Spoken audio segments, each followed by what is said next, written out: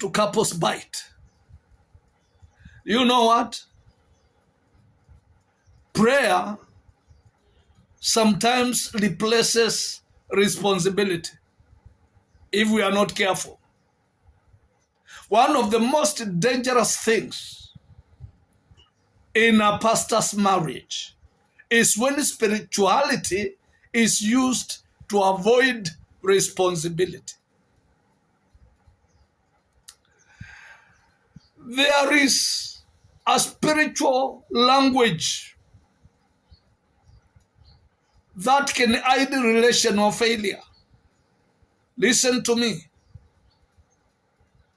You tell your wife, I'm praying about it. God will handle it.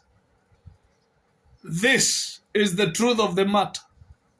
Prayer is powerful, but it is not a substitute for obedience. Not everything is demonic. Miscommunication is not demonic. Emotional wounds is not demonic. Personality differences is not demonic. This is the truth. You cannot cast out what requires conversation. You know what? Your spouse needs engagement, not intercession only. She needs to be heard. She needs to be understood. She needs to be valued. This is the truth. Silence in communication cannot be fixed by noise in prayer. You may be the answer to your own prayer. God already showed me. That's your response to her. God already showed me.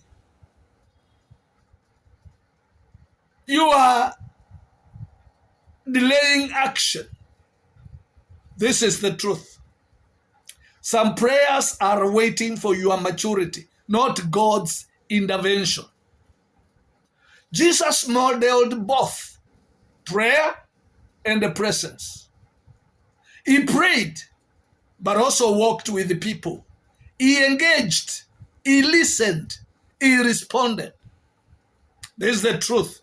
Spirituality without presence is incomplete.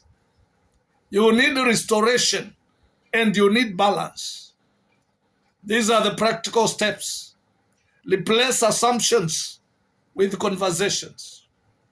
Ask instead of concluding. Listen without preparing a sermon. Pray together, not just alone. My declaration to you, your marriage will not be spiritualized into distance. You will love, you will listen, and you will lead with the truth. In the name of Jesus Christ. God bless you. Bye-bye.